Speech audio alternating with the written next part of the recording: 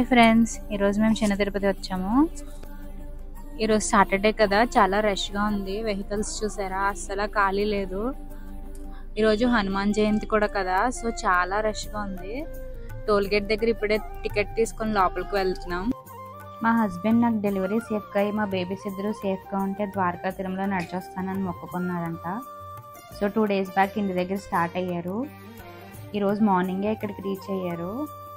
ఈయన రీచ్ అయ్యేసరికి మేము కూడా పిల్లలను తీసుకొని కార్లో రీచ్ అయిపోయాము. మేము వెళ్ళేసరికి మా వారు తలనీలాలు సమర్పించేసి మా కోసం వెయిట్ చేస్తున్నారు. మమ్మల్ని గుడి ఎంట్రన్స్లోనే దింపేసి మా మధ్యగారు కార్ పార్క్ చేయడానికి వెళ్ళారు. పార్కింగ్లో అయితే అసలు ఖాళీ లేదంట. మమ్మల్ని దింపిన ఒక 1/2 గంటకు వచ్చారు. ఎలాగో కార్ పార్క్ చేసి స్వామివారికి ఎంతో ఇష్టమైన గోవిందనామాలు గోవిందనామ స్మరణతో పెట్టించాం మా పిల్లలకి. గోవింద గోవింద ఏడుకొండలవాడ వెంకటరమణ గోవింద గోవింద. మా బుజ్జమ్మ అయితే ఒకసారి పెట్టాక చెరిపేసుకుంది, మళ్ళీ పెట్టించాము.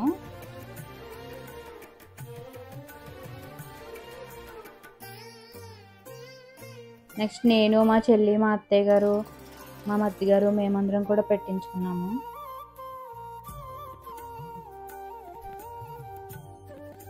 నడిచొచ్చిన వాళ్ళకి స్పెషల్ టికెట్స్ ఇచ్చారు. వాళ్ళకి 100 రూపీస్ టికెట్స్ ఇచ్చి 100 రూపీస్ లైన్లో కలిపేశారు. మేము పిల్లలతో వచ్చాం కదా, మళ్ళీ లైన్లో చాలా ఇబ్బంది పడిపోవాలి అని చెప్పి 300 రూపీస్ స్పెషల్ దర్శనం టికెట్ తీసుకున్నాం. మా బుజ్జం సెకండ్ టైం పెట్టిన బొట్టు కూడా చెరిపేసుకుంది. ఎలా ఉందో చూడండి. ఆ స్వామి దయ వల్ల మాకు దర్శనం అయితే చాలా బాగా జరిగింది. ఎంత క్రౌడ్ ఉన్నా కూడా బాగా దర్శించుకొని వచ్చాం. దర్శనం అయిపోయాక తూర్పు గోపురం దగ్గర కొన్ని ఫొటోస్ దిగాము.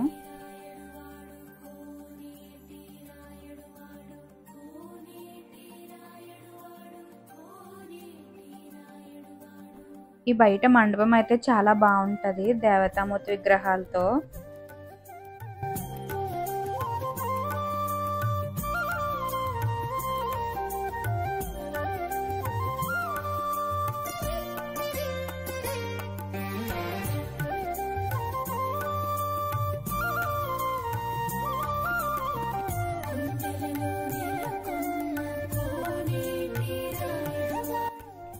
దర్శనంలో మా పిల్లలు ముగ్గురు కూడా అసలు మమ్మల్ని ఇప్పించలేదు, ఏడవకుండా బాగున్నారు. మా బుజ్జం చూడండి, బయటకు వచ్చేసాక వాళ్ళ డాడీతో ఎలా ఆడుతుందో. అలా ఫొటోస్ తీసుకున్నాం అది ఆడుకుంటుంటే.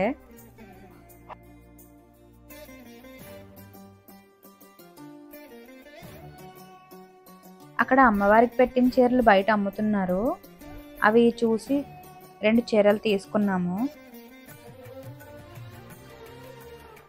మా వారి కాళ్ళు చూసారా ఎలా వాచిపోయాయో, నీటి పొక్కులు కూడా వచ్చేసాయి. ఆ మండపంలో కూర్చొని కొన్ని సెల్ఫీస్ దిగాము.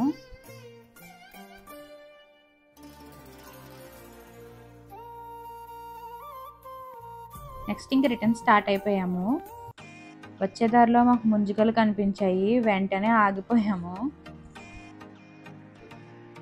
చాలా డేస్ అయింది ఫ్రెండ్స్ ఇలా కాయలతో తిని. ఇప్పుడు కళ్ళు సెపరేట్ చేసేసి అమ్ముతున్నారు. ఎప్పుడో మన చిన్నప్పుడు అయితే అలా కాయలతో తినేవాళ్ళం.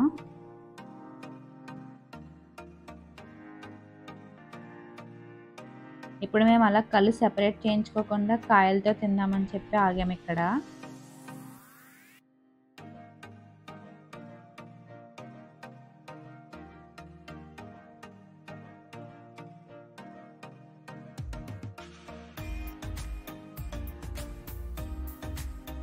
మొత్తం మీద ఎదలో తంటాలు పడి అలా కాయలతోనే తిన్నాం ఫ్రెండ్స్. ఎప్పుడో చిన్నప్పుడు తిన్నాం కదా, అలవాటు పోయింది. నేనేమో మా మున్నుగాడిని ఎత్తుకొని మరీ తినేస్తున్నాను.